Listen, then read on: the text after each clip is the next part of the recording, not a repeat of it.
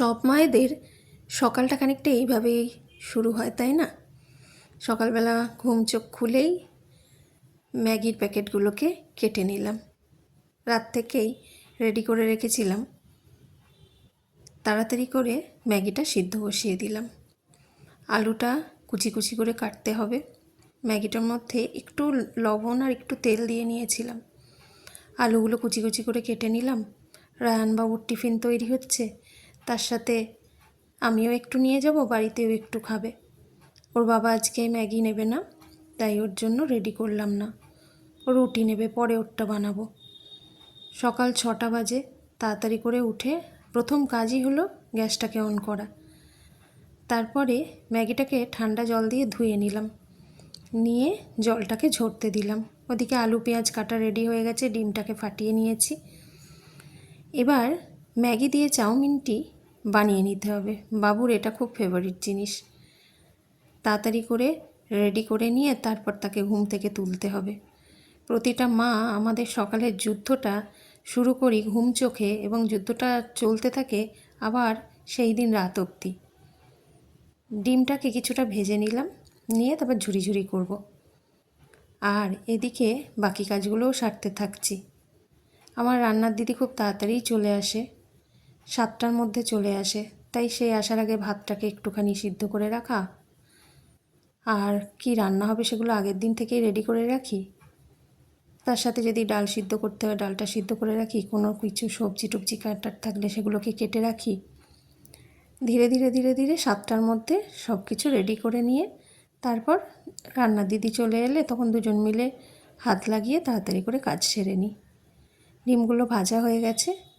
সাদা তেলের মধ্যে আলুটা দিলাম, অল্প একটু লবণ দিলাম, দিয়ে আলুটা ভাজতে থাকলাম। আজকে 4 প্যাকেট ম্যাগি দিয়ে চাউমিনটা বানিয়েছিলাম।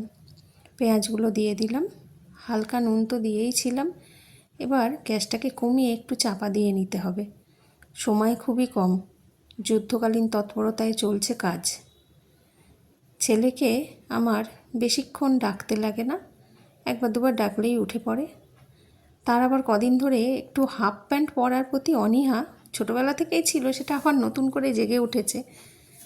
এখন ফুল প্যান্ট পরবে। আর তার মধ্যে আমাদের মুখ্যমন্ত্রী ঘোষণাও করেছেন বেসরকারি স্কুলে ডেঙ্গুর জন্য সমস্ত বাচ্চাদের সরকারি বেসরকারি স্কুলে পরতে হবে ফুল প্যান্ট।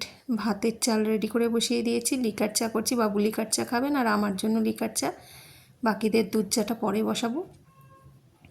ম্যাগিটা প্রায় রেডি হয়েই গেছে, রেডি হওয়ার পথে। যাই হোক, যেটা বলছিলাম, ফুল প্যান্ট আমি বের করছি কি না আগের দিন রাত থেকে আমাকে ওয়াচ করে।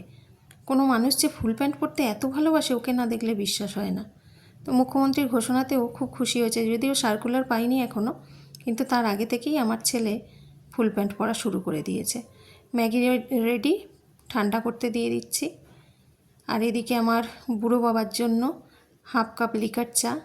সকালবেলা তেনার যত খাওয়াতে সমস্যা, তিনি কিছুই খেতে চান না। আর এই একটি ক্রিম কেকার বিস্কুট, সেটা খাওয়াতেই আমার দম বেরিয়ে যাবে। টিফিন রেডি, ওপরে চলে এলাম। এবার তাকে রেডি করব। একবার ডাকতেই উঠে পড়েছে, এবার রেডি হওয়ার পালা। রেডি হয় আর কোনো দিন বলে না যে যাব না, এই কথাটা কোনো দিন, ছোট্টবেলা থেকে কোনো দিনই বলে না। আমার বুড়ো বাবা এবার চা খেতে ব্যস্ত। বুড়ো বাবা রেডি হয়ে বসে চা খাচ্ছে, খেয়ে তারপরেই গাড়ি চলে আসবে, তারপর টাটা বাই বাই। স্কুল যেতে খুব ভালোবাসে। ছোটোবেলা থেকে স্কুলটা অপছন্দ ছিল ঠিকই, পরবর্তীকালে খুব পছন্দ হয়েছে। এখন নাকি সে লিডার টিডার হয়েছে, এসব এসে গল্প দেয়। জানি না কতটা সত্যি কতটা মিথ্যে। আজকের ব্লগ এই পর্যন্তই। নমস্কার।